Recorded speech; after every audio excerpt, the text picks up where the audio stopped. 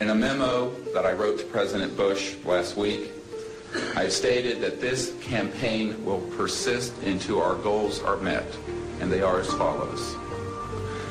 That we have open, honest hearings on the subject in the U.S. Congress. That there be a permanent ban on the weaponization of space or the targeting of any objects of extraterrestrial origin. That there be a full and complete study of classified technologies connected to this subject, specifically technologies connected to UFO and extraterrestrial vehicles. If declassified and used for peaceful energy generation and propulsion, would solve the looming energy crisis definitively. You don't need cars unless you've got an internal combustion engine. Well, if you have one of these units, you know, that's about 16 inches long and about 8 inches high and about 10 inches wide, then you don't need to plug into Kit Carson, the local electric company. It burns nothing, no pollution, okay? It never wears out because there's no moving parts. Denny Klein uses an alternative fuel source once thought impossible. He says people still have trouble believing him when he reveals his liquid fuel. Water. Take water and electricity, and we break it down through our very unique electrolysis process. Klein has just patented his process of converting H2O to HHO, producing a gas that combines the atomic power of hydrogen with the chemical stability of water. It turns right back to water. You see the water running off of it. Klein originally designed his water-burning engine for cutting metal. He thought his invention would replace volatile acetylene in welding factories. And then one day, as he drove to his laboratory in Clearwater, he thought of another way to burn his HHO gas. On a 100-mile trip, we use about 4 ounces of water.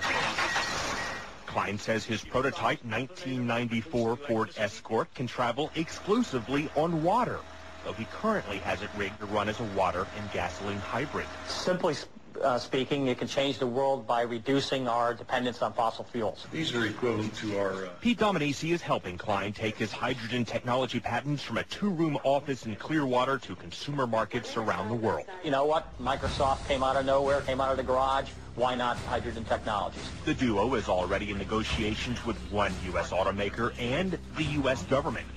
Their plans have grown from basic welding with water to powering the entire world from the safest and cleanest fuel on Earth. Members of Congress recently invited Denny Klein to Washington to demonstrate his technology. Now his company is currently developing a Hummer for the U.S. military that can run on both water and gasoline. I have concluded that it's based on a few people making a lot of money and gaining power. We have cartels. We have a whole set of cartels in an area, interlocking corporations, and behind this we have a few people who are quite wealthy and who own most things. It's about ego. Everybody's trying to be the big monkey. It's really as simple as that. Who's control of petroleum of the world? A lot of people think that Iraq, Iran, and so on and so on. They don't. They don't. We control it. Us and the British interests and the world interests. Well, some people refer to this the secret government. I would say that in terms of profiting from the status quo, big oil, there are certain geopolitical and financial infrastructures that would not welcome a definitive replacement to the fossil fuels. So what we get is the great Armageddon everybody's been dreading. The energy crisis going right now, in my view, will probably evoke a great Armageddon that we've all feared so long in about 2007. It's about a few people who really are playing an old, dangerous, costly game for their own pocketbooks and power struggle. People in power right now don't want us to know is that this free energy is available to everybody. I will tell you, and we can prove this with other scientists who are ready to come forward, that we already have a complete replacement for any fossil fuels or ionizing nuclear power plants. We don't need them. We haven't needed them. Probably have not needed them since the time I was born.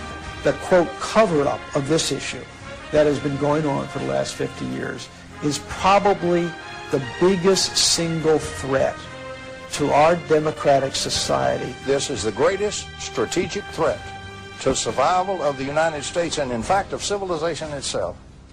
It still bothers me that I've seen all this, I know all this, and like I'm walking around like with the answer, and nobody wants to ask the question. I think it's time for us to act to end this charade. It's definitely time to make this disclosure on this. It's been kept secret too long. One of the things that I'm upset about is that good people are forced to do illegal things, and I believe that this information should be given to the American public. It's the discovery of the lifetime of humankind, isn't it? To find out that we're not here alone. People are walking around in a daze. They have no idea what is going on. The fools may blow the world from other causes, don't misunderstand me, but they're going to blow it from this cause.